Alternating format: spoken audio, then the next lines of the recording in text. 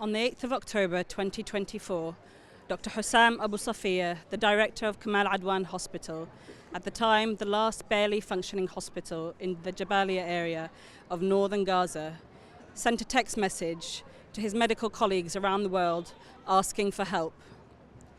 His hospital was surrounded by IDF soldiers, and he was personally told by an IDF officer that if they did not evacuate the hospital immediately, they would suffer a fate similar to Al-Shifa Hospital, the hospital that was burnt to the ground a few months earlier and where mass graves were discovered on its premises later on.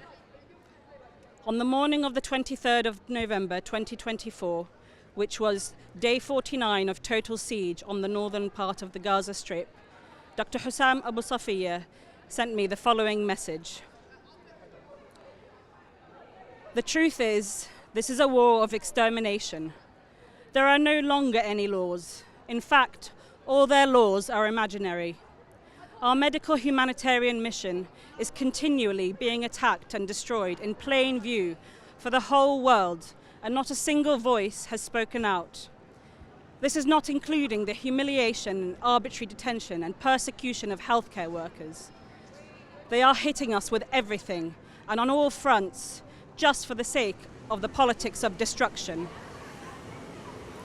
There are no tools or resources for us to protect and to serve, because what has happened yesterday and the day before that, and what will continue to happen is that this entity will continue to do what it wants, because no one is standing up for humanitarianism and the human rights of civilians. The targeting of our healthcare system is purposeful and relentless in order to make us submit and to tell the world that we wanted to surrender. However, what they don't realize is that we would die here in order to continue to serve our medical duty. Because our message is one of humanitarianism, one that everyone in North Gaza has a right to. We have sent our humanitarian message to the world.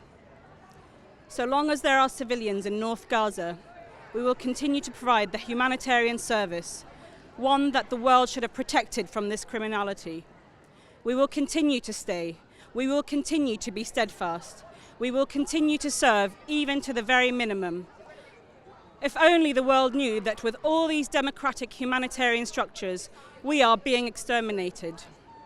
Please spread this message widely. Before I conclude, in the last few days, our civilians have been calling us, along with their children, from under the rubble. We were powerless to help them.